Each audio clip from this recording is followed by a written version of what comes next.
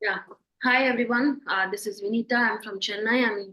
I'm new to this storytelling community. Um, so, this is my first storytelling session. Um, Today, I'm going to tell the story of the woman who married the man 5 times, a folktale from Turkey. Um, a young man lived in Istanbul, Turkey, for a very long time. He was the son of the richest man in the city. He fell in love with a gardener woman who used to come to his house to water the plants every day. One day, the young man went to his mother and said, Mama, I want to marry this smart gardener woman. Please get me married to this girl. His mother was extremely shocked. She couldn't digest her son's decision, but she had no other option. She couldn't say no to her son's wish. So she sent a matchmaker to the Gardner women's house and arranged for their marriage. Meanwhile, the young man dug an earth cellar underneath his house and he designed it in a most luxurious and comfortable manner ever. And he decided that is going to be the bride's personal chamber, and he expected the bride to stay there most of the time. On the other hand, upon hearing this, the gardener woman prepared to take certain carpentry tools along with her, and all her friends mocked her, saying, who will even take carpentry tools along with him? When they get married, all women take clothes, cosmetics, and something personal with them. No one has seen a woman taking carpentry tools along with them. For that, the gardener woman replied, I heard that the young man is digging an earth cellar underneath his house, and he's expecting me to stay there most of the time. I'm planning to use this to dug a tunnel from that earth cellar, which would lead to my mother's house in the nearby woods. All her friends praised her, and they said, "Oh, my friend, we have got a really clever friend. We appreciate you for doing this." The big day arrived. The gardener woman and the young man got married. The young man took the gardener woman to his house and directed her to the earth cellar and told her, Honey, you stay here. I have designed it in a most luxurious and comfortable manner ever. You can stay here and you need not come out because you have everything in here. The gardener woman expected what was coming to her and she didn't say a word. After a few days, the young man came to the earth seller's window and said, Darling, I'm going to Syria on business. I'll be here after maybe a year. Please take care of yourself, and I really miss you. I have left abundant money, food, and clothes for you to enjoy. The gardener woman replied, Honey, I really miss you. But can I ask you a question? Which color horse and which color suit are you going to wear? The man replied, I'm going to wear a black suit and ride a black horse.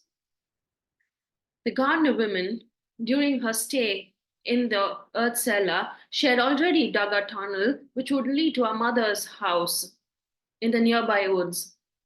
So, once the young man told this, the gardener woman rushed to her mother's house using this tunnel and gave all the money which the young man had given her and asked her mother to get a black horse and a black suit ready for her. So the next day, when the time came for the young man to depart, he came to the earth cellar again and said, Honey, I'm going to leave now. I will really miss you. See you soon. Once he left, the gardener woman rushed to her mother's house using the tunnel, and there the black horse and the black suit was ready for her. She disguised herself as a man wearing the black suit and took the and mounted on the black horse, and she was waiting for the young man in the outskirts of the city. Once the young man reached the outskirts of the city, he saw this gardener woman disguised as a man. He said, Hey man, where are you going? I'm really surprised seeing you wearing the same suit as mine and riding the same color horse. The gardener woman disguised as a man replied, I'm going to Syria. Where are you going? The young man replied, I'm going to Syria too. Can we travel together? So they both traveled together. During their travel, the Ghana women asked this young man, why are you going to Syria? The young man replied, I'm going to marry a woman there. The Ghana woman was extremely shocked. She didn't expect this from the young man. And there she decided what to do upon reaching Syria. They reached Syria and they went to a coffee house. There, the Ghana woman, disguised as a man, bid adieu to this young man and asked the local people to direct her to the senior women's house. So once she reached the senior women's house, she changed her costume and she was dressed as a woman. And to the senior women, she narrated whatever happened in her life and said that her husband has come to marry a woman in Syria and requested the senior women to sell her to this young man, um, sell her to a young man for marriage. The senior woman accepted that and went to the coffee house to meet this young man.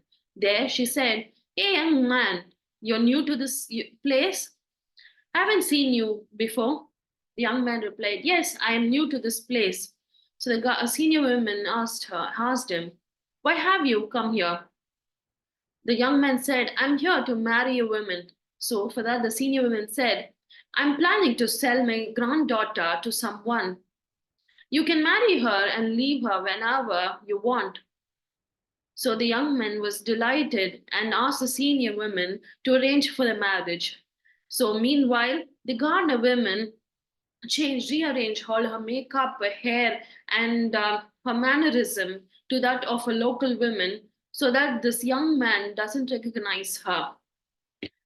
They both got married. The young man, as expected, didn't recognize that it was the gardener woman. She has rearranged her makeup. She was perfectly behaved like a local woman. So they both stayed together for a year. And meanwhile, the Ghana woman gave birth to a boy.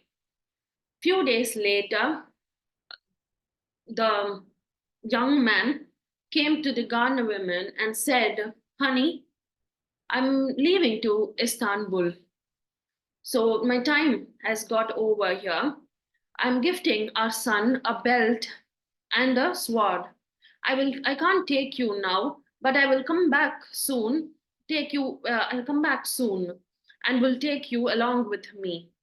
If I don't come, our son will find me at the right time. He left. Once he left, the gardener woman swaddled her son and mounted the horse in such a way that her son doesn't get hurt. On reaching Istanbul, she directly went to her mother's house, left her son, and using the tunnel, she rushed back to the herd cellar before her husband. And there, she removed all her makeup and she was dressed like a normal gardener woman her husband knew. The husband came to the earth cellar once he reached Istanbul and said, darling, how are you? I really missed you. Did you miss me? The gardener woman said, yes, I missed you terribly. Thank God you came back. So few days passed by. The man spent his time in Istanbul. Again he came to the earth cellar and said, darling wife, it's time for me to leave again. This time I'm going to Yemen on business. The gardener woman, like last time, asked the same question. Where are you how are you going? Which color horse and which color suit are you going to wear? The young man said, I'm going to wear a red suit and I'm going to take a red horse. So the gardener woman, like last time, rushed to her mother's house and asked her mother to get a red horse and a red suit ready for her. When the time came to depart, the young man came and said, like last time, darling, I'm going to leave. It will take a year for me to come back. Bye, he said. Once he left, the gardener woman again went to her mother's house and wore the red suit and disguised herself as a man and took and mounted on a red horse. And like last time, she was waiting for him on the outskirts of the city. This time, the man was really shocked to see. He thought, how can it happen? This is the second time someone is wearing the same suit as mine and riding a same horse like mine. But he didn't ask a word. Like last time, they both traveled together to Yemen, and the same thing happened in the coffee house. The young women bid adieu to the young man and met the senior women in Yemen and asked the senior women to sell her again. Even there, she disguised herself as a local woman so that the young man doesn't recognize her. She changed her makeup, she changed her hair, she changed her mannerism and everything which she had as a gardener woman. So even this time, the young man and the gardener woman got married, and this is the third time they're getting married. Second time in Syria, this is the third time in Yemen. So they both got married, and during this marriage, again the gardener women gave birth to a boy.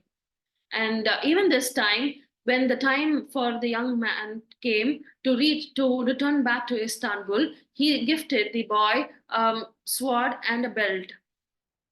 So, and he gifted the boy a sword and the belt and said, darling wife, it's time for me to return to Istanbul.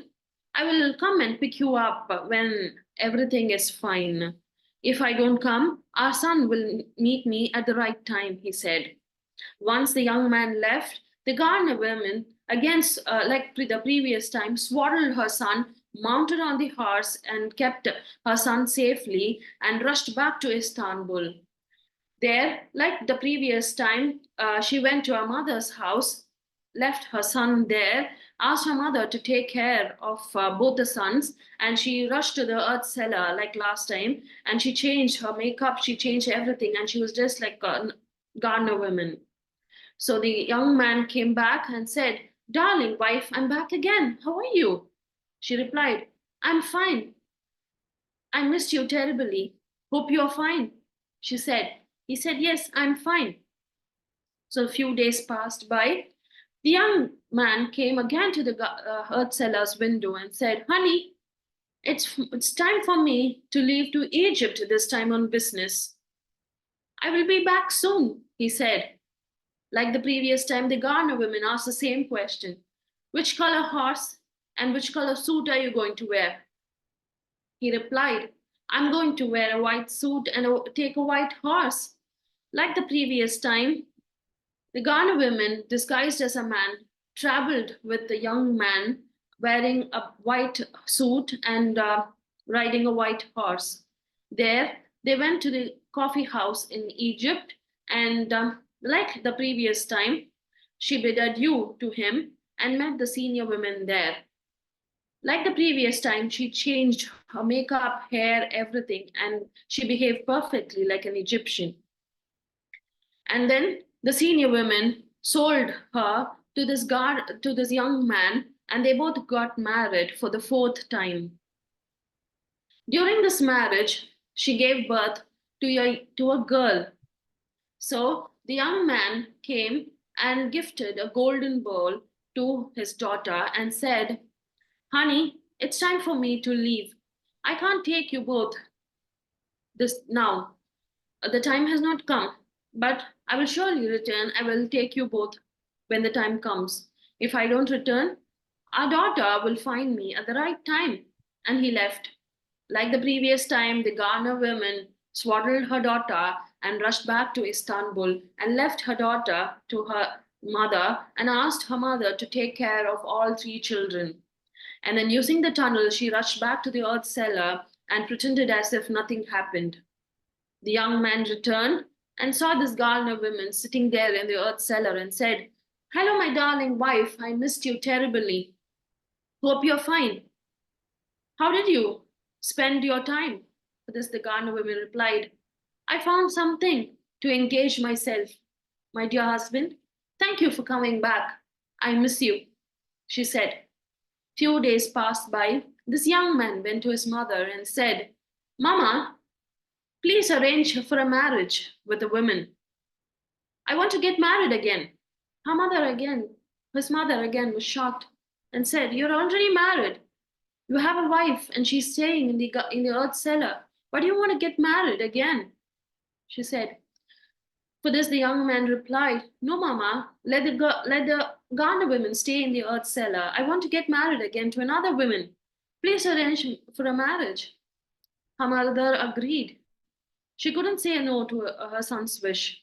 So she arranged for a marriage with a woman.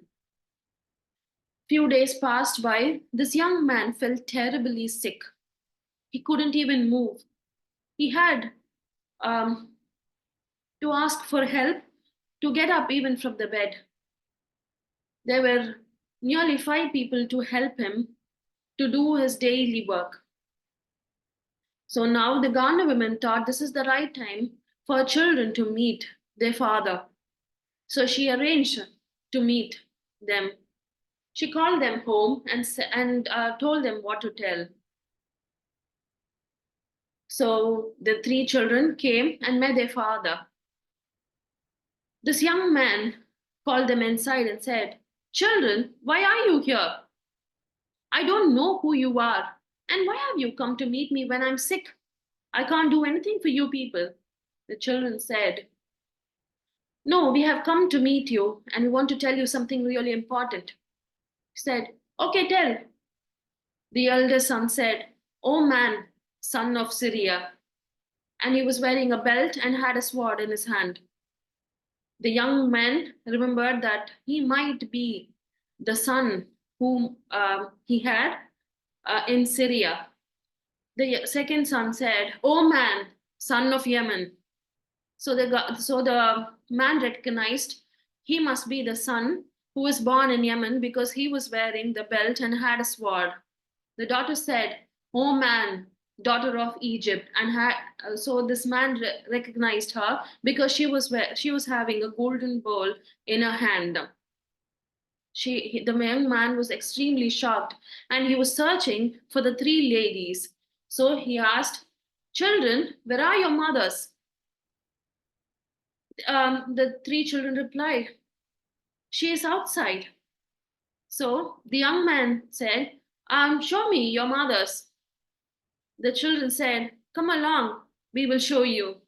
The 2 boys held their father, and the daughter directed him outside where the mother was. So the young man went along with the children. The daughter pointed at the earth cellar and said, Our mother is here. The young man was shocked and called, Ghana women, come out of the earth cellar. So the Ghana women stepped out of the earth cellar and saw the sun. The man was shocked and said, Who are these? The 3 children, who are they? He asked. The Ghana women replied, They are half mine and half yours.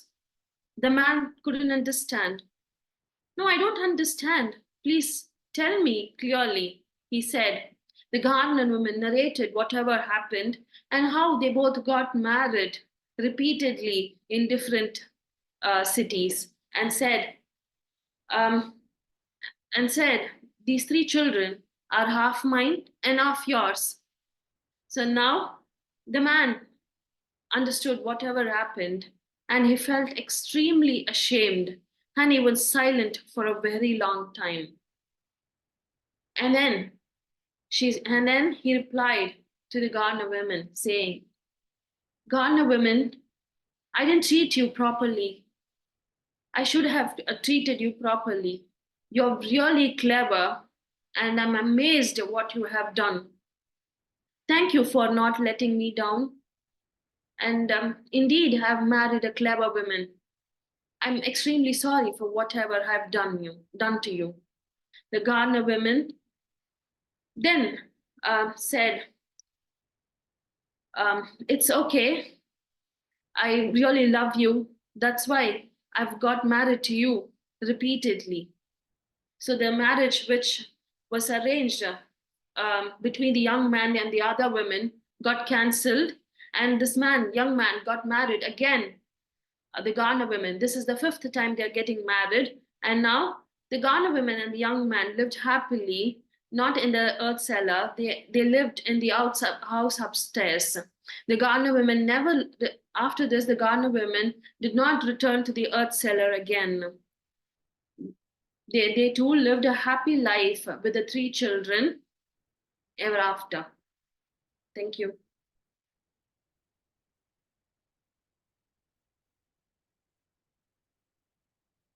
Thank you, sir. Very well done.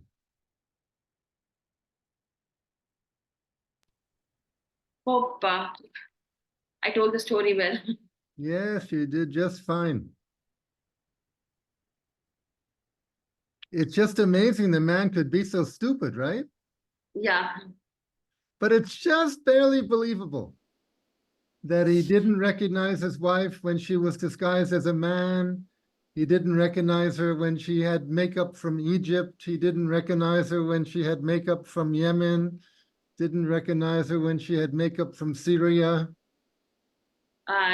It's almost believable, almost believable. Yeah. It's sort of a tall tale. Yes. Anybody, any thoughts? See, I've told that story a number of times, and often women say, "Why did she bother with that man? Why did she go to the trouble of following him to the three different countries? She should have just dumped him." She was fond of him for some reason. I'm sorry, somebody raised their hand? Dada, go ahead. Samantha's first. Samantha Sharma? Samantha. Samantha, I'm sorry.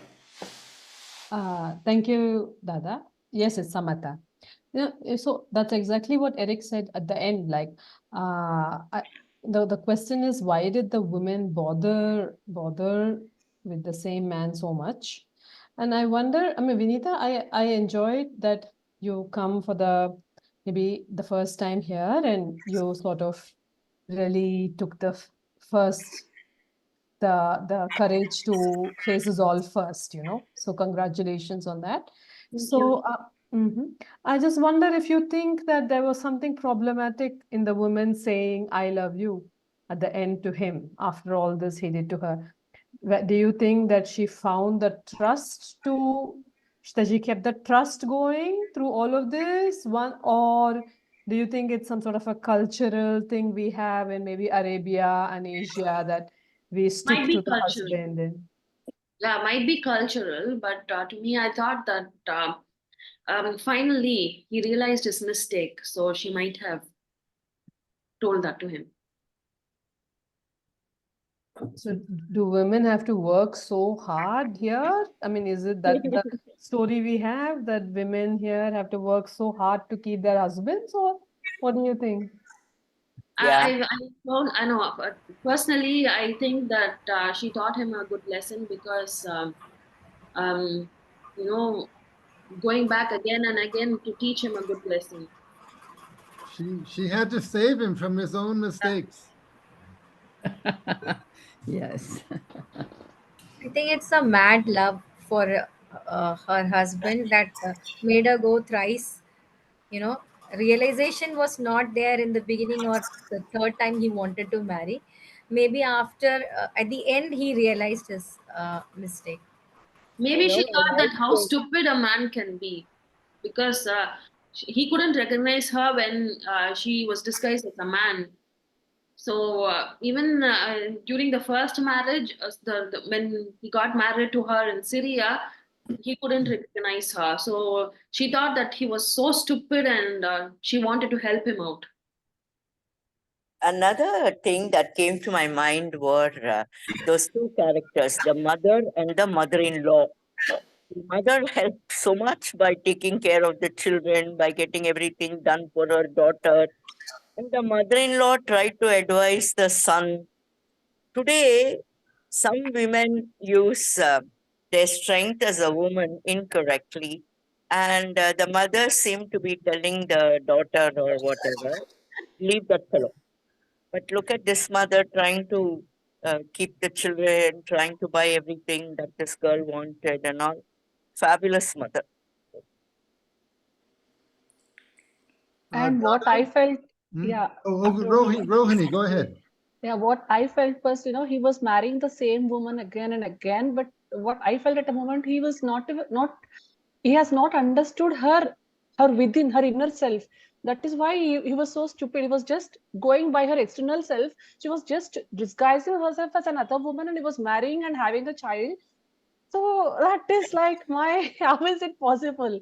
So he has not at all understood herself within. What she is within, he has not at all understood. Otherwise, by the second time itself, he would have made she could be the gardener woman. So Some it's a people are very like new that. story. Yeah. Wonderful take, Some men Vineetha. are I like that. loved it. Even some women are like that. Yes, yes. Dada. I love the story. Thank you. I had two tiny questions. She's a gardener woman from a garden, working in a garden?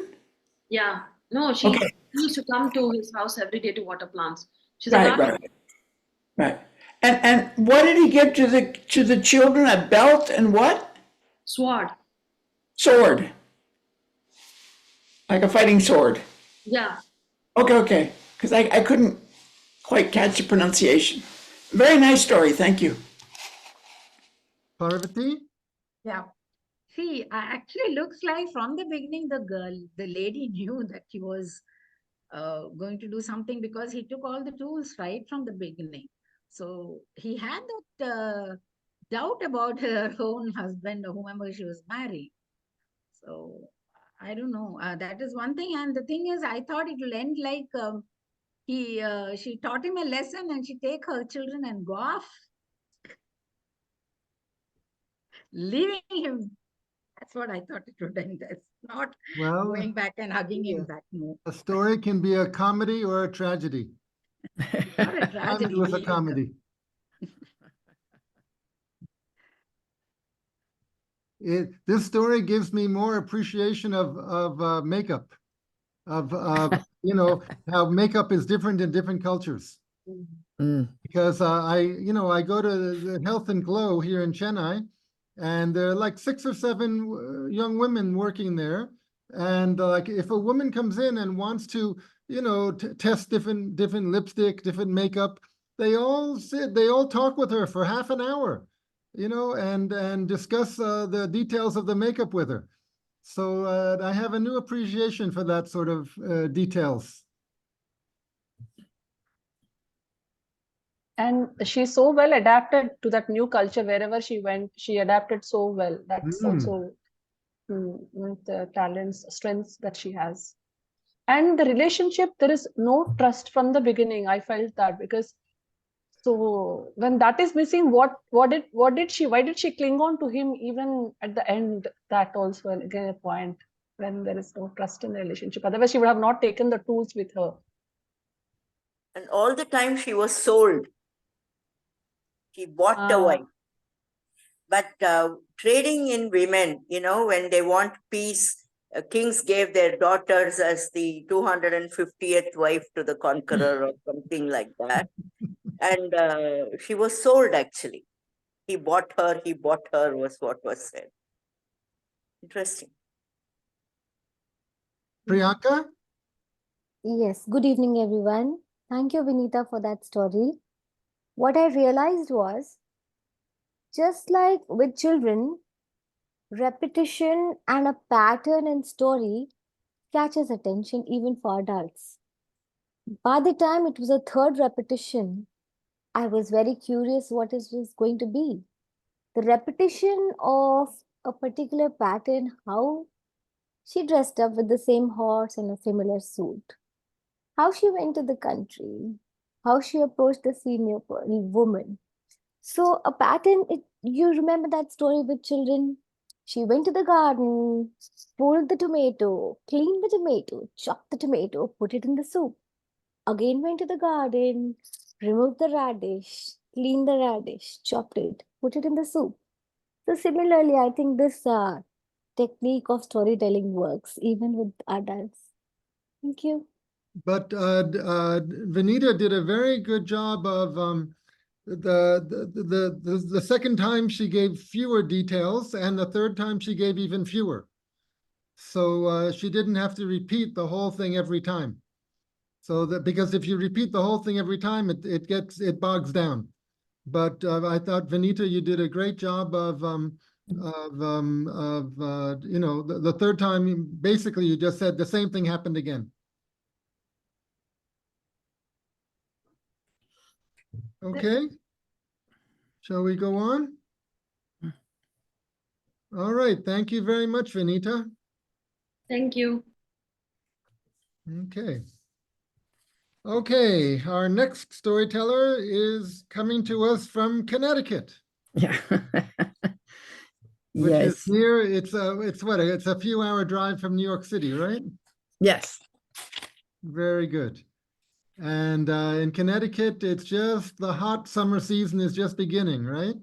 Yes. You're all roasting, I guess. We, from the in Chennai, we reports. roasted especially in April and May, and now it's, Ah, I think it's beginning to get a little less intense. mm, But you're getting ready for the hot summer. So right. please introduce yourself. Actually, for those who don't know, Carol Birch is a scholar of storytelling. She edited a book, I don't know, 25 years ago, called Yeah. Who Says, which was a collection of essays, and it really helped make the study of storytelling into an academic discipline or interdisciplinary field. So thank you so much, Carol, for doing that and for being with us today. And so please introduce yourself further and tell us about your current work, and please tell us a story. Thank you. And thank you for those kind words. And Vineetha, well done. You go, girl. So storytelling is a wonderful life. I've been lucky enough to be with many of you before because of Eric. And I need to remind, because I'm going to tell a personal story. And I started telling personal stories when the pandemic started. I needed to finally write. And, I'm very good at procrastinating. And the pandemic was so long that I actually got through my procrastinating when it was time to sit down at the desk and pick up a pen, and finally started writing. So what I have been struck by is how the more I remember, the more I remember. The last story I told, I think, was about standing up to my father, and I was a little girl, and I had put my arms like this up, and as an adult, I had put my arms up like that, and then was flooded with the memory of what I had said and that whole scene. And so this is when I was just a little younger, because that was a story that started when I was 4, and this is just right before that. Now you can't see me, so you don't know, but one of the great pleasures of telling a story from the stage is it enhances the optical illusion that I am tall. I'm not.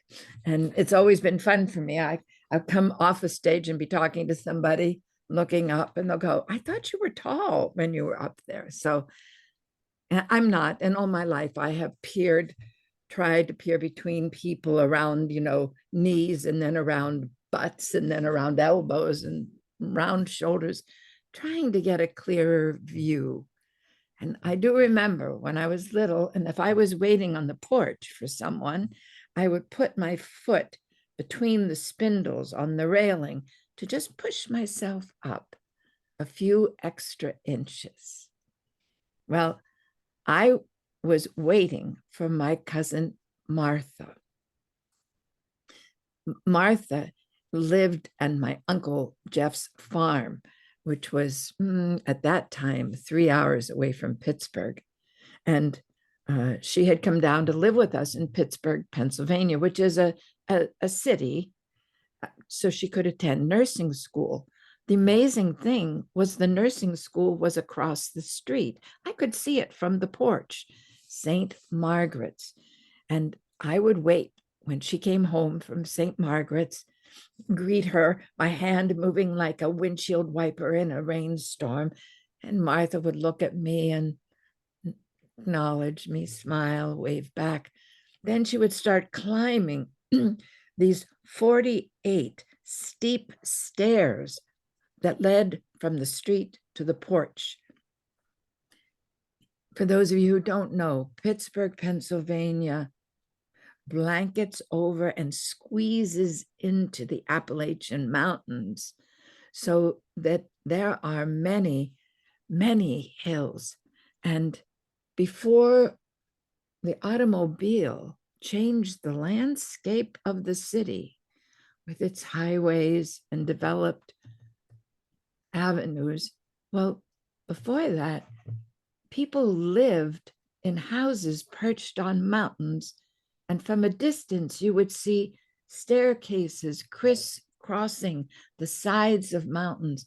They looked, I think of them now, as if they were stitches in a crazy quilt against a blanket of green. It's an image that has all but disappeared from my treasured past. Anyway, I waited and watched Martha climb the stairs. I never ran down to meet her because I was not allowed to leave the porch. I was not yet 4, and we did live right in the city. When she came to the top, I would trail her into the house, and she would change out of her nurse's uniform and get something to drink. And then she would say to me, "Time for stories?" "Oh, yes, yes," I would say. And the two of us would cuddle together on my mother's red silk damask love seat in the front room.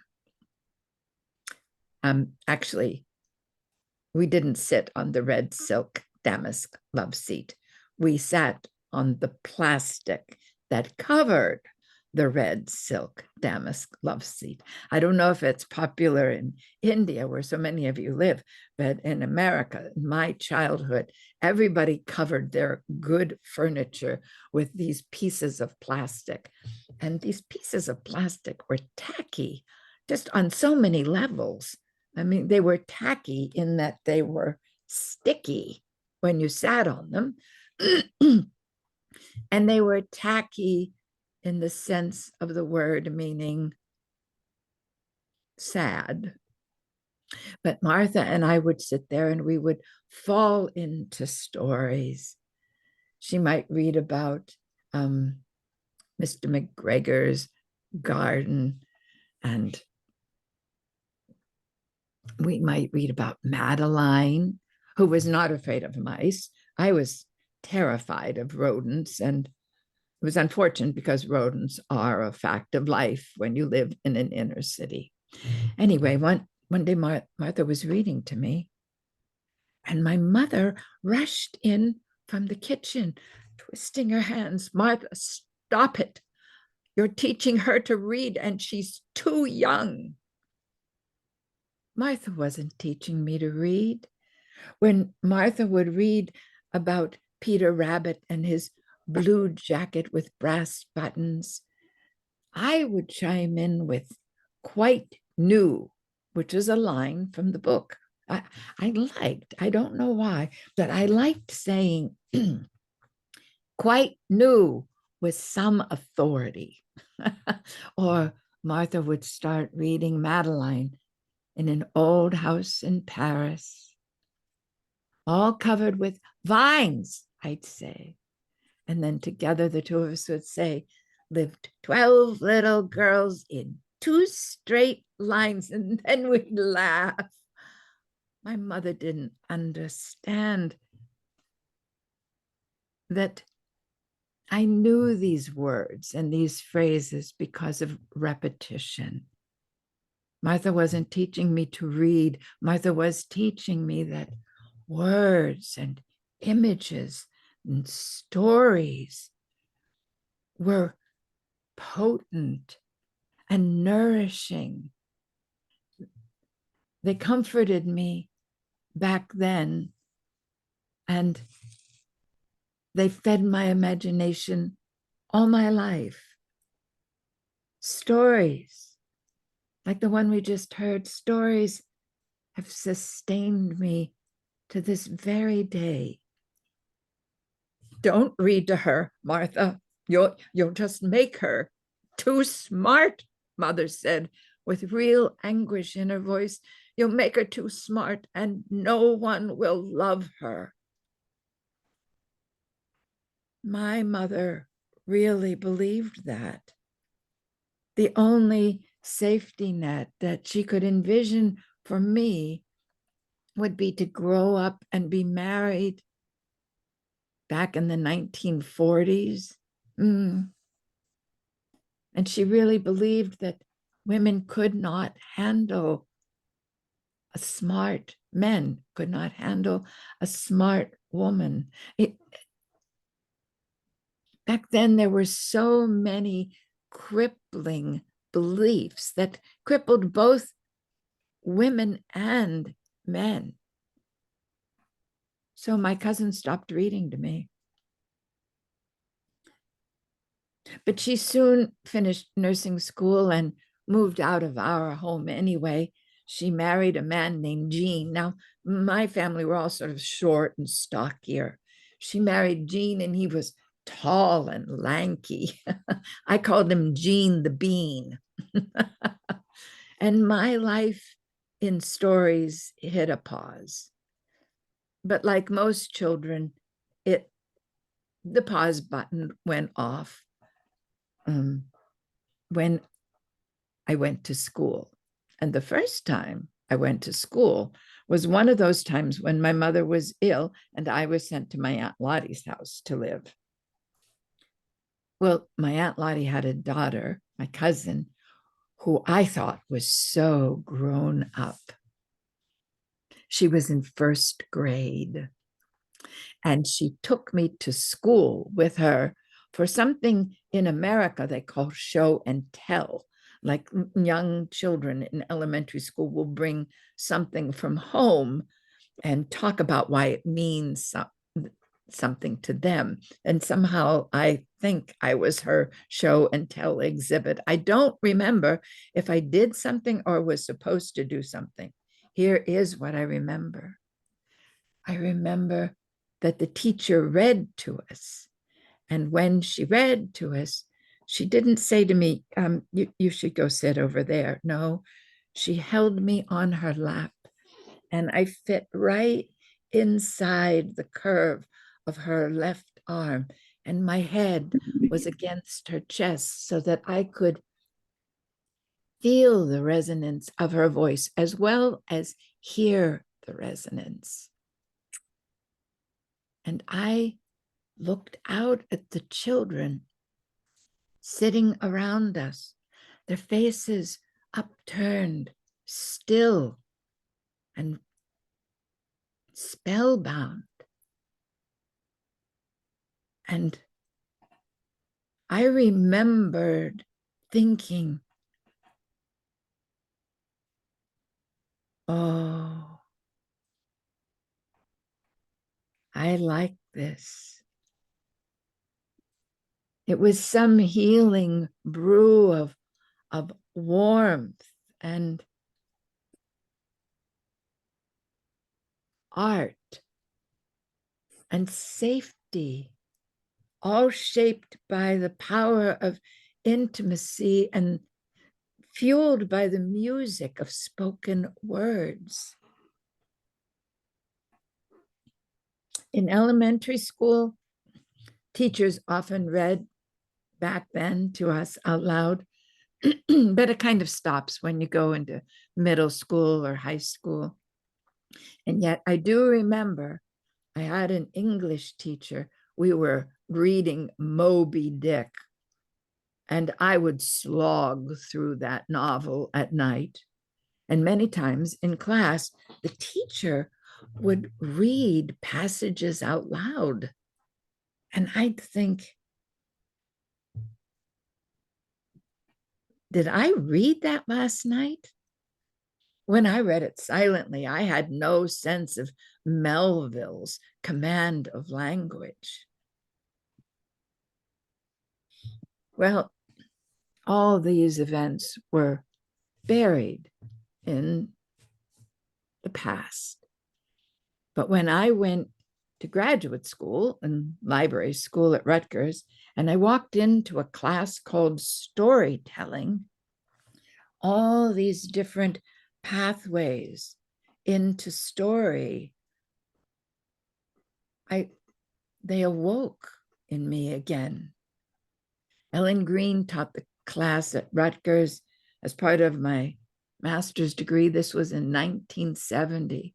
And I came home from the class after the second session, and I said to my husband, oh, the most wonderful thing happened to me today. I found out who I am. And he asked, who are you? And I said, I'm a storyteller. What does that mean? And I said, I don't know. I just know that's what I am. It was as if all my life I'd been trying to paint with watercolors when what I really needed was a palette knife and thick, oily paints. And someone had offered them to me. I rediscovered in that class my response to the music of spoken words, my response to story, and the intimacy, even on Zoom, that can be created among us when we listen to a story together. And after I discovered that, really, I never looked back. And that is how I became a storyteller so long ago. Thank you. Okay. Thank you.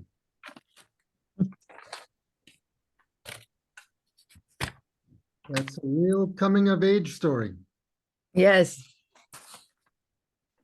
And I need to leave in 4 minutes because I have this, I'm very concerned about Alzheimer's, and I have this neurological test that I have to go take.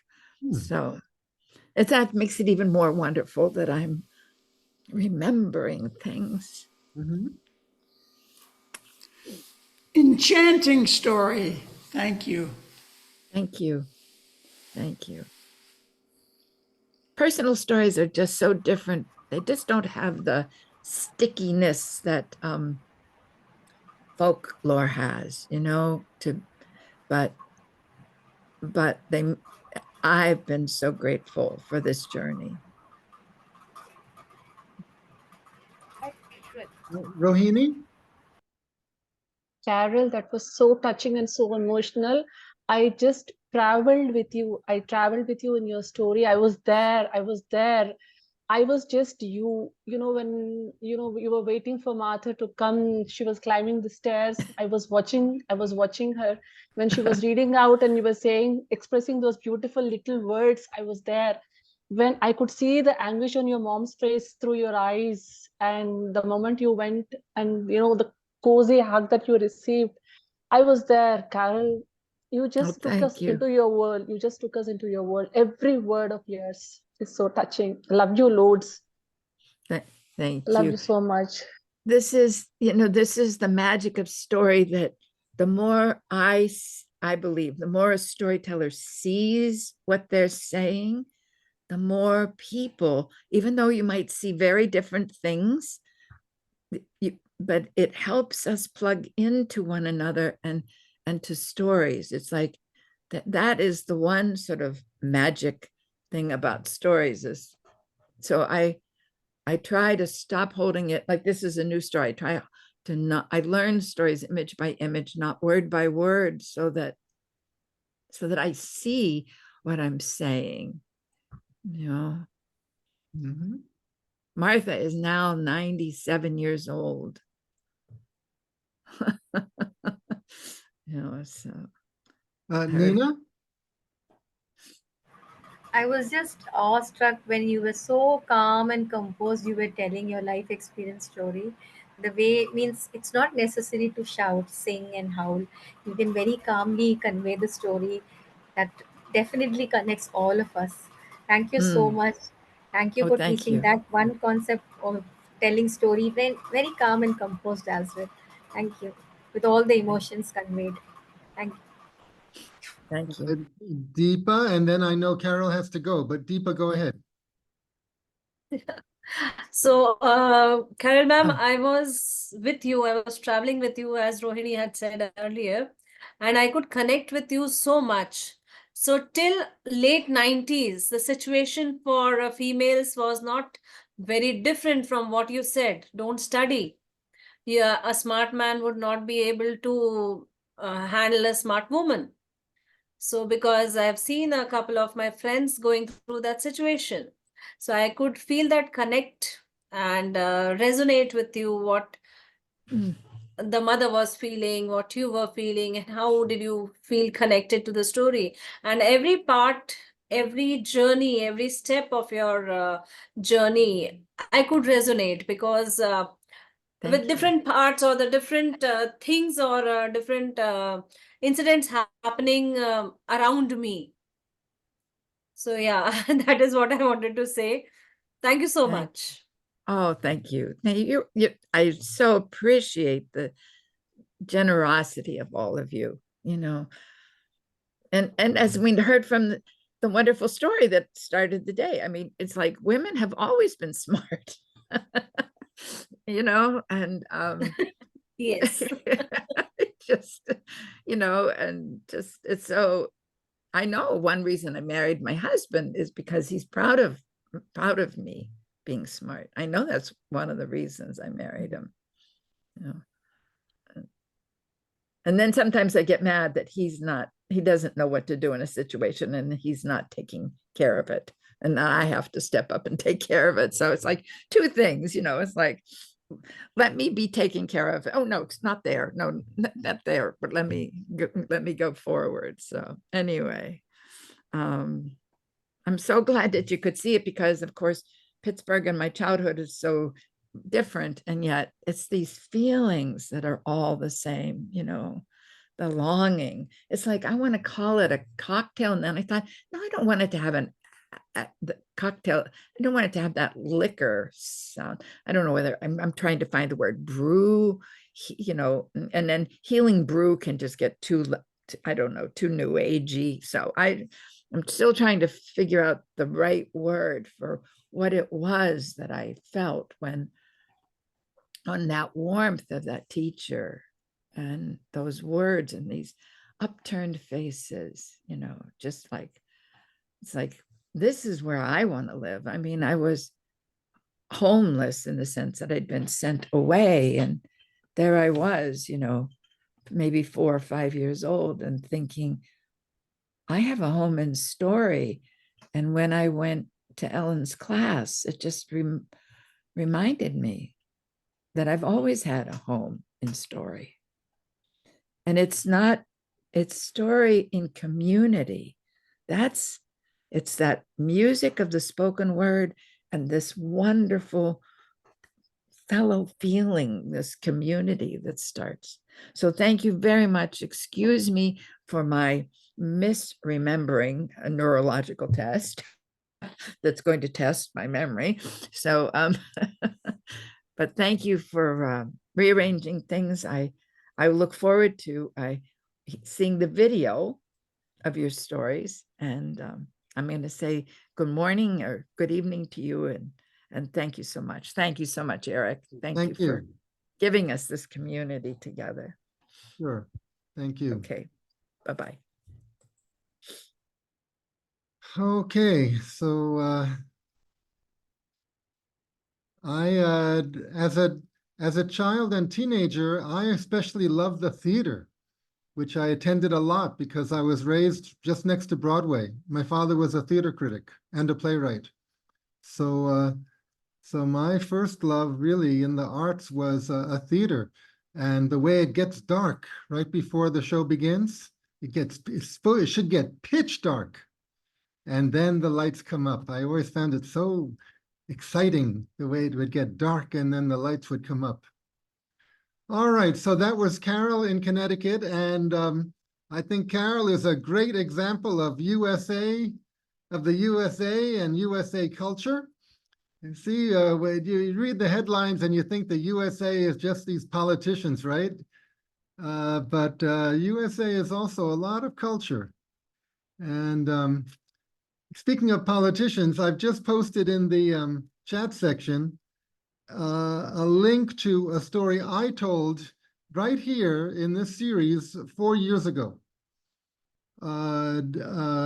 Eric Miller tells an original creative story. President Donald Trump and Eric Miller have a conversation. It's an imaginary conversation, in an imaginary situation, but I created and told that story in July 2020, approaching the election that Donald Trump lost, it seems, although he doesn't even admit that he lost it. Anyway, I want to post that recording again, anyway, take a look if you are interested in my fantasy life with Donald Trump. Okay, so now, Mary, are you ready? You got to turn on your mic. And I am not spotlighting the speaker. I am pinning the speaker for the sake of my screen and my recording. Mary, what I'm suggesting to storytellers is stay in gallery view, but if you can, move your favorite listener to top row center. Can you move people's images around? Do you know how to do it? Try. Just click on someone's image and keep it down and drag it to a different place. Yeah? Yeah. Okay, I can do that. so someone who seems to be a good listener, don't tell us who it is, but someone seems to be a good listener, drag that person's image right below the camera so you can alternate between looking in the camera and looking at that person's image. Sure. And everybody else, it's up to you. You can either stay in gallery view, or if you want to see a close-up magnification of the storyteller's image, I hope you know how to magnify the storyteller's image, right? You go to her window, the upper right, where there are 3 white dots, and you can either choose pin or spotlight. I think you can do either of those, but that will just affect what you see on your screen. Okay, Mary, are you ready? Yes, Eric. Please introduce yourself formally, Dr. Mary. And you're in Mumbai, right? Yes, Eric. So I am Yes. based in Mumbai, but today I'm telling from Kerala. Oh, okay. Anyway, introduce yourself, tell us about your work, and maybe tell us the title of the story, and then please tell us the story. Yes, thank you, Eric. Thank you for this space to tell my story. Good evening, everyone. My name is Dr. Mary, and I am primarily based in Mumbai. And I just arrived in Kerala day before yesterday. And so I'm a developmental pediatrician, storyteller, and mindfulness-based practitioner. Interestingly, the name of my story is My Father and I. It's a personal experience story. And coincidentally, today I'm sitting in this house that my father built. This just happened, and I'm very grateful that things lined up well enough for me to tell the story from here. Okay, so I'll begin my story. So when you lose someone you love, you invariably also lose an important part of yourself too. Now, this is a quote that I have heard on and off, but the profundity or the impact of it landed on me only when my father passed. My father, he was a patriarch, the kind of person, the proverbial glue, which held the family and the extended family together.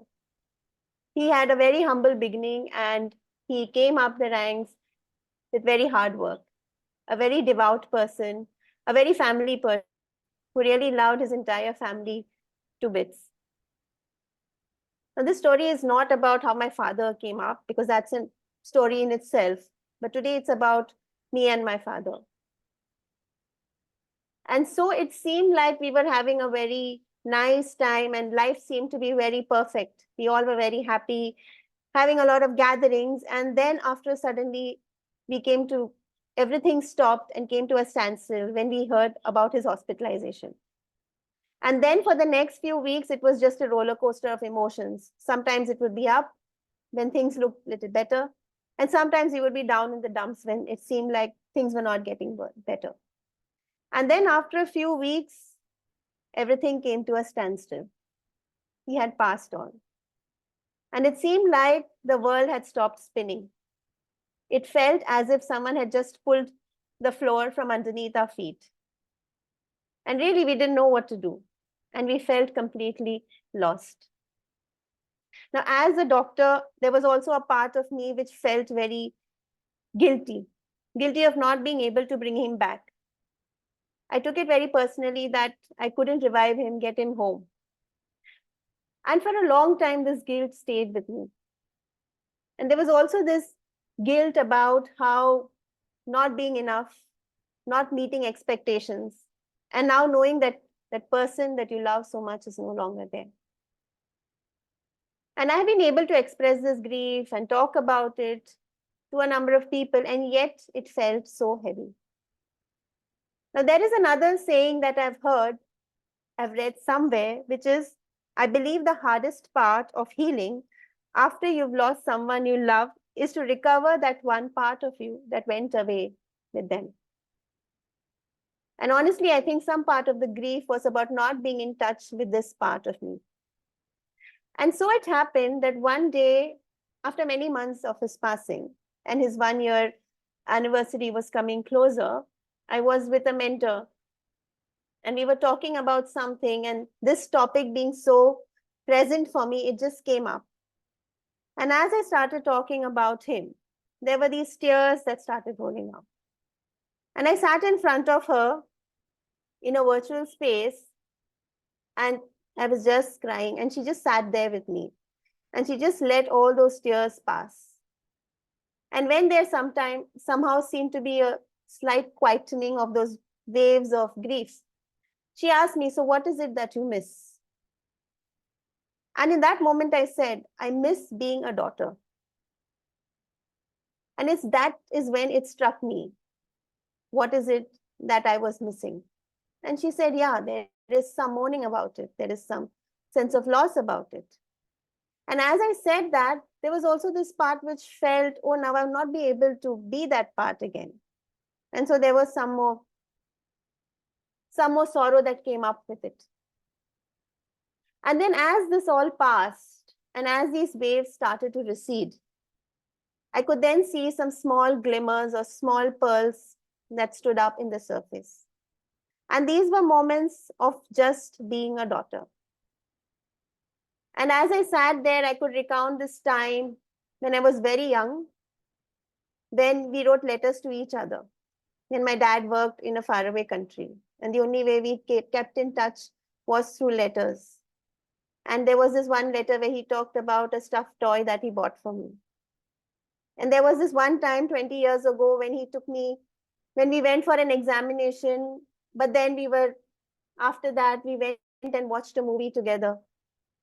And then there was this one time when we took a trip together. And so these small glimmers started to stand out for me. And as I began to see that, something felt okay. So not everything was okay, but it felt like, okay, I have had some of these moments. And what was special about these moments is just me and him together. There was no expectation of being someone. There was no place that we had to reach. but we were just sharing some things with each other. And as all this came out, and as I remembered all of this, it felt like a big weight lifted off my chest, and something began to feel light again.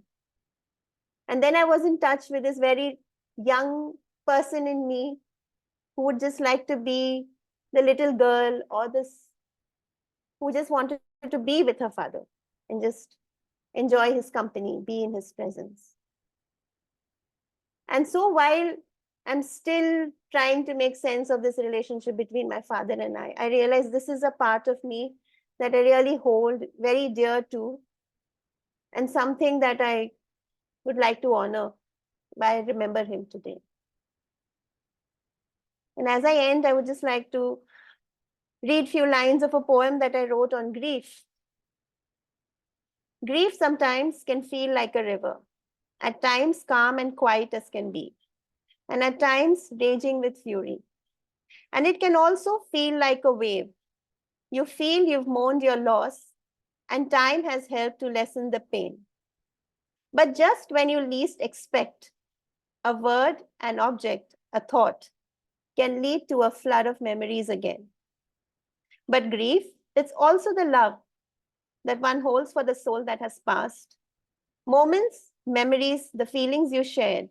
Yes, it can also feel like the ocean, so vast.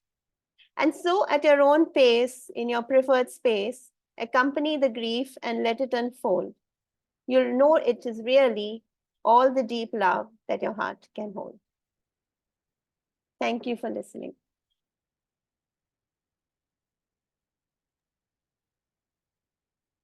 Thank you. Thank you, Eric.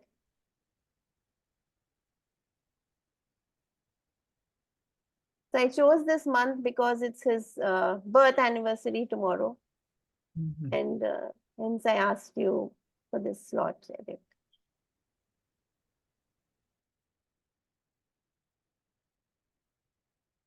Anybody? Any thoughts? We can feel what you're going through, and really I appreciate that the beautiful. I think it's your dedication that you have done today in the form of story about your bonding with your father, what you missed and what you still remember, and it was a wonderful way to remember him by sharing about him and you with all of us. God bless you. Thank you.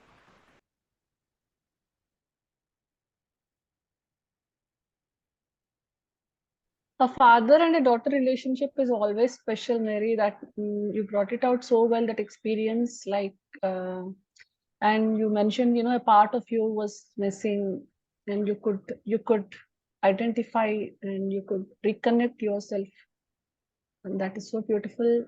And I'm at a loss of words because I share such a bond with my father, and when you were sharing your experiences, I just went back. He's 65 years old now, but I just went back and I was looking at those memories. We have to accept, we have to appreciate a person, or we have to extend or express, especially when that person is alive. That makes them, that's a kind of acknowledgement that we are doing. Thank you so much. Such a wonderful experience that you shared with us. And your poem is so beautiful. And sitting alone in a room with grief. I love grief. I love pain a lot. I don't know why. And sitting alone and experiencing grief. And you evolve into a better self always. It's so beautiful. Thanks a lot. Yeah, thank you for sharing that, Rohini. Thank you. Yeah, there are these what you call glimmers in our lives, these moments we really look hard at. Sometimes it's really important, when you lose someone, to let even that grief surface, to be able to see those glimmers. True. Thank you.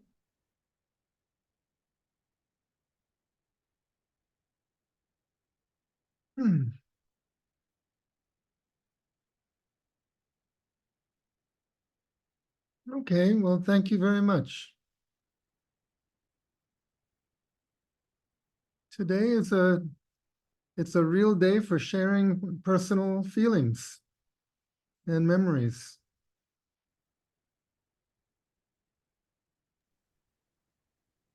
Priyanka sitting right over here, I'm just remembering her workshop on senses. So senses and storytelling. And today, you know, we are just expressing, I'm just feeling in Carol's story, I could feel the touch, this, you know, the way she has created a visual imagery, and that everything is coming out. So it's very beautiful. Such a wonderful session, Eric.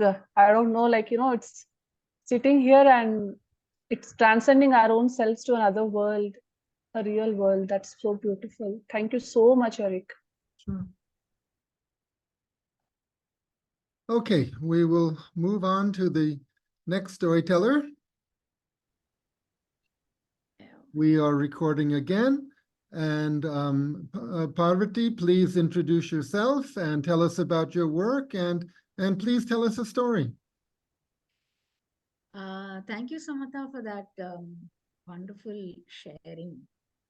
I mean, and the after that, others also shared.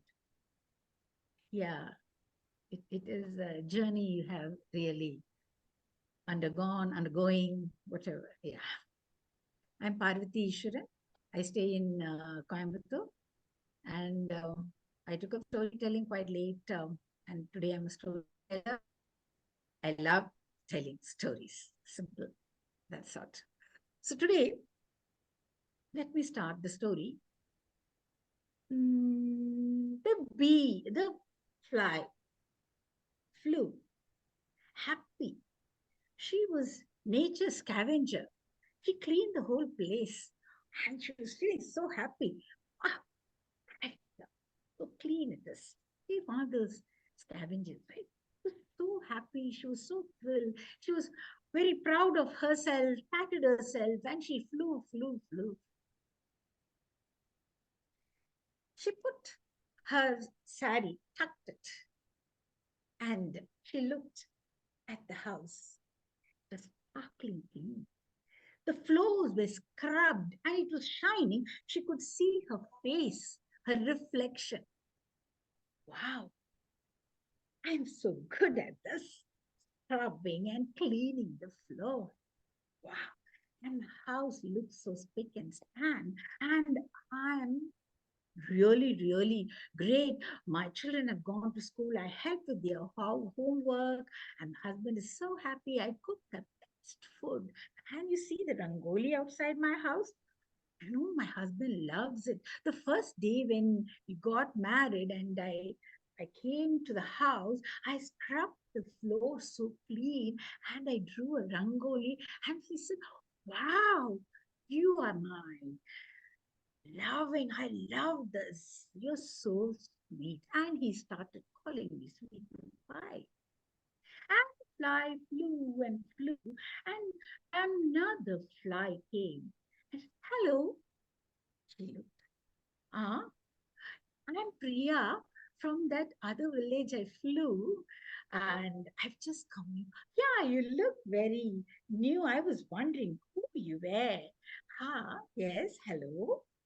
But you didn't tell me your name.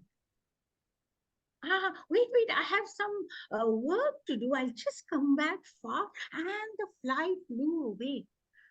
She sat on one of the leaves and thought to herself, what is my name? I forgot my name. Oh, I forgot my name. What's my name? What's my name? She came out of that. There was a small garden, and she just came out and stood. And a lady came. She was quite new. She looked. I'm your new neighbor. My name is Sapna. Oh, wow. Very nice. I've come from Mumbai. I've just 2 days back we came. I thought, let me make friends with my neighbors. Wow. Okay. You didn't tell me your name. I have some work. I'll just come back. And she ran inside her house, closed the door. What's my name? What's my name? Do you know my name? Do I know my name? I forgot my name. Oh no. How can I forget my name? And the fly. She looked at the calf and she said, that calf would really know my name. And she flew to the calf and she asked, hey, do you know my name? I'm really small. I don't know anybody's name. Why did you ask my mama? My mama cow, she knows everything. She will tell you she knows everything. Really? She would know my name, right? She wouldn't. Fly flew to that cow and she asked, cow, can you tell me what my name is? Oh, little one, you have always irritated me. You were always replying, but you thought I never once asked what your name was. I always felt you are the fly, fly, fly. You don't know my name? Then who would tell me? You can ask that man who is taking care of me. So the fly flew to that man.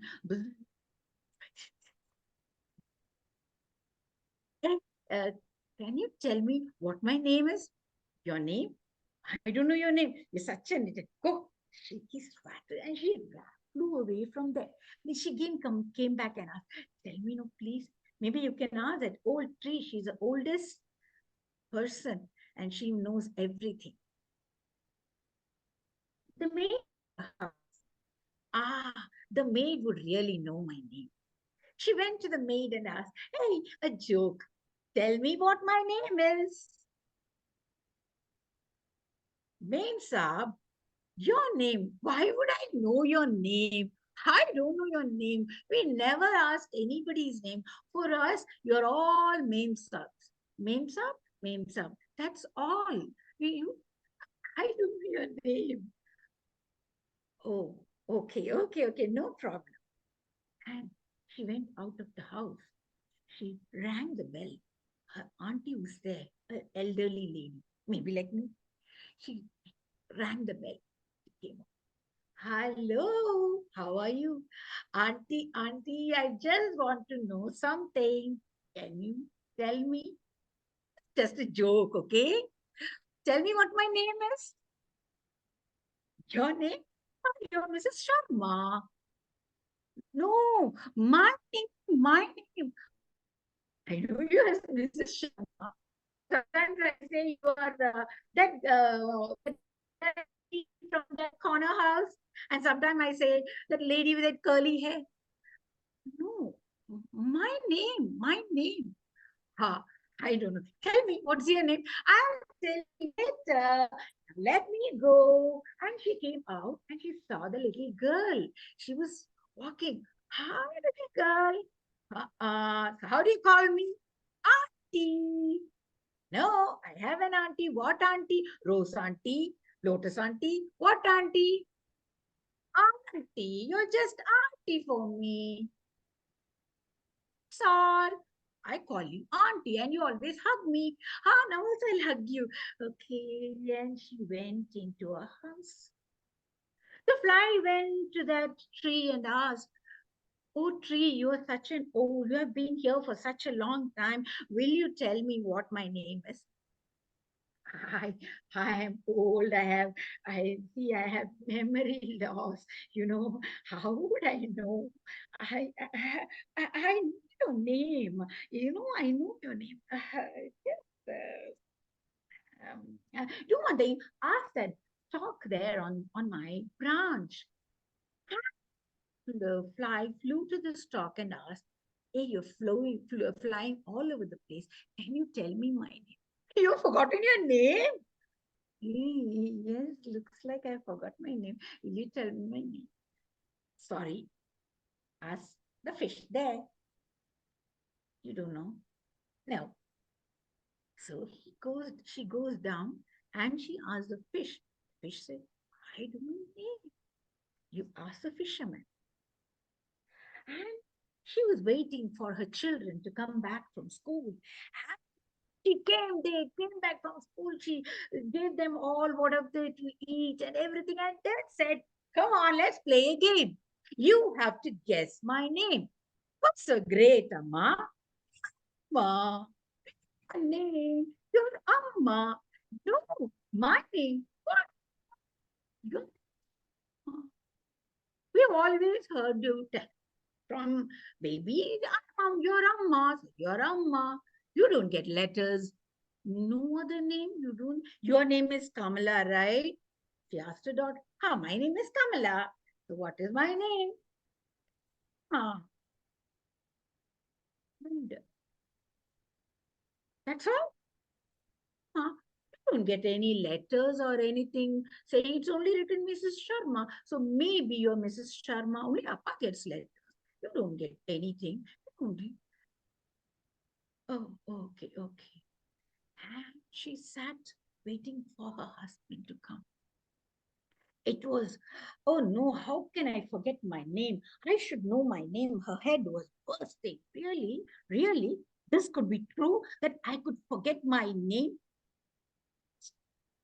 And then her husband came and, wow, such a beautiful house. I love coming to this house, scrubbed so clean. I could see my reflection and the rangoli you put and the food you make, yummy food is okay, all that is fine. Tell me what my name is. Sweetie Pie.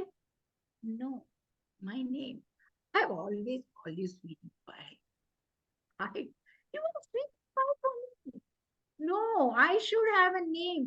You know what? I have not told anybody to you. I'll tell you. I forgot my name. I forgot your name. You're Sweetie Pie. I know you only a Sweetie. No, it's eating me. I have to know what my name is. Okay, do one thing. Look at your certificates and find out for yourself. She went to her wardrobe and she opened the wardrobe, all her neatly arranged saris and dupattas and everything, and she pulled out everything. Oh, she had forgotten to bring her certificates from her home. Why would she need that? She never brought her certificates. That night, she told her husband, I want to go to my house and know my name. I'm going. Who will take care of the house? I don't know. This is eating I have to go. And she decides to go to her house. Husband allows her. Only 2 days, okay? Only 2 days. She goes home. And the fly flew to that fisherman. Please tell me my name. I don't know. Ask that potter who's my friend. He would know. So she went to the potter. Potter said, sorry, dear. Asked the grass here. The grass looked at the fly and said, see, I've been hearing all this. I don't know your name. Maybe you can ask that horse is standing there. And she goes to the horse and she's buzz. And his tail was irritating. Tell me, do you know my name? The horse prompted. Hey, do you know my name? And here she went to the horse. She went to her home and she asked her parents, hey, everything is fine? You have not come with your children, neither your husband, everything is fine? Ma, everything is fine, Appa, everything is fine. Tell me, what is my name? Of course, you are an elder daughter. Papa. You are Papa for us. Your elder daughter, your Papa for us. Come on. No, Ma, I must be having some other. We have always called you Papa. Maybe you can check your certificates and find.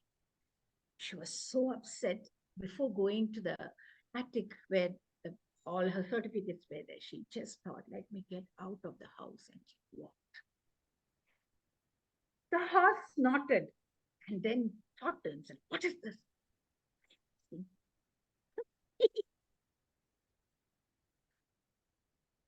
It started name. Not my name. My name is Eve. Down the path. Sarada. Look. A friend her school friend, a college friend, came running, Sharada, and she hugged her. Yes, my name is Sharada.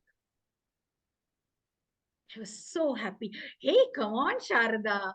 You were class first, you were college first, you got prizes for your debate, you prizes for your singing, everything. What are you doing now? Why no contact? You vanished from the earth. We could never see. We all used to meet together. Sharada just looked, smiled, went home, took all the certificates, and everything, all the prizes she got. She went home. Husband said, come on. Oh, sweetie pie, you are not there. This house is a mess. Now that you are here, it's real festival. No. The mess itself is festival. It's fine. And for the next 2-3 days, she sat with her son and daughter, showed her certificates. It was mess all over the place. He was very happy. This was a story written in Telugu by Professor Satyavati, and it was translated, which I picked it up. And this e-story is a story we always tell children as a fly forgot its name. It's in Tamil, we do that. I think it's there in Telugu also. So I wanted to tell that Satyavati story. Then the other day with Soumya, I told this e-story to a bunch of children. So suddenly it struck me, both look so similar. So that's how. Thank you. Thank you, Eric, for this opportunity. Thank you.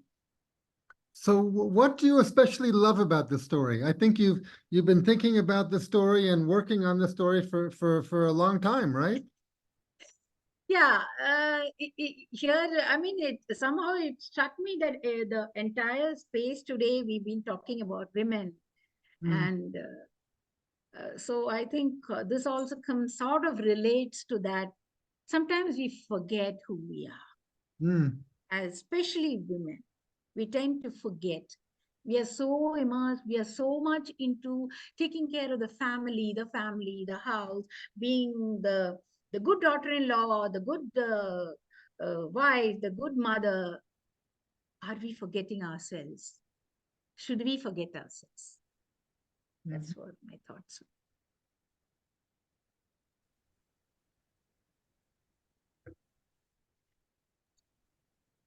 That's a wonderful story, Parvathy.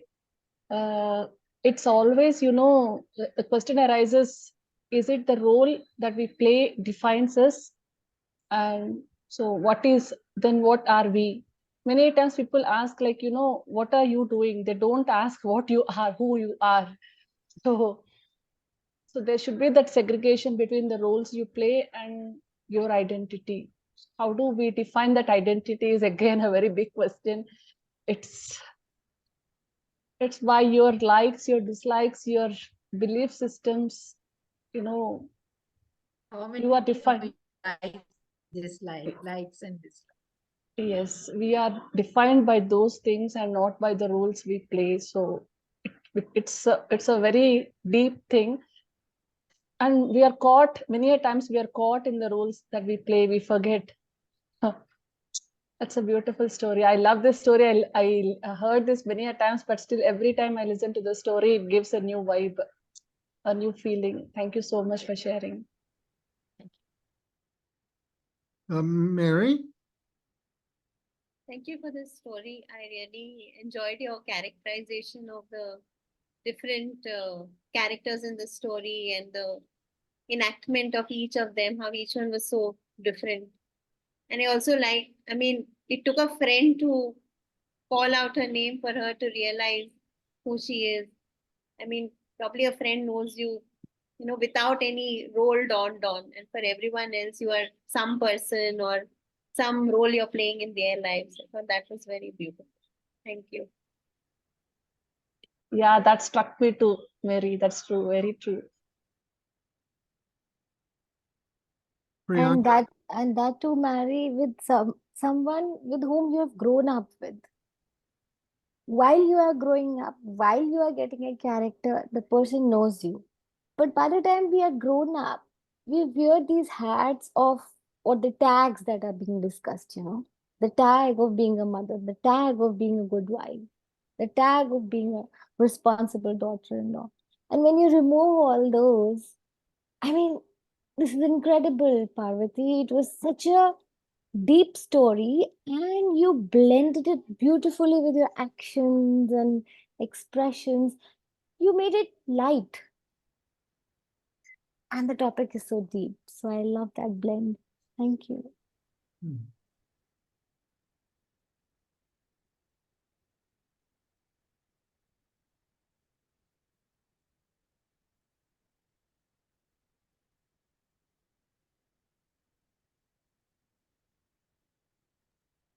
Eric, I think I so sorry. I love today's session because there were personal stories and there was a connect, there was a red thread connecting all the stories. I'm sure everybody would see that. This is so enjoyable. Thank you, all the tellers.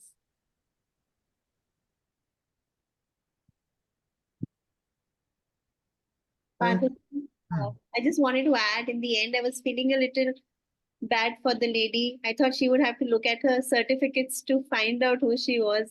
And then that friend came in. I was like, oh, there was a feeling of relief. Someone knows that and remembers her for who she is. Yeah, even when I was reading, even I was thinking, she has to go back to her certificates to know. Even same thought even I had. So when the friend came, it was really. No, family should be a support system actually. Everybody, like children, husband, spouse, whomsoever it might be, like, they should be a support system to others. They should know about each other very well at every point in time. It's not like, before you get married to a person, you have to know about that person, and once you get married, that chapter ends. That knowing another person stops. Knowing has to happen at every instance, because every situation is new. Every situation we have to interact, understand. So every time it is new. So you have to know each other every day. That's what I feel. Otherwise, that's the beauty of a relationship, actually. Thank you so much, Eric. This is the best takeaway. The entire each and every story has struck a chord in all of us, and very emotional. And I'm still in that moments, living with those moments. Probably the whole night I would be with those moments. And every story, as Priyanka said, there is a connection. There is a string that has connected each and every story. Unknowingly, it has connected and brought out beautiful emotions from each one of us. Yes, Thank even you so in very different styles. The yes, story yes, was a folk tale. yes. And then Carol and Mary and Samata told personal experience. And Yes. this last one, it was like a monodrama, right? It was a one-person drama. It was theater. So very different styles, but this theme of identity was there. True. Okay. Anyone else want to say any final words before we stop? All right.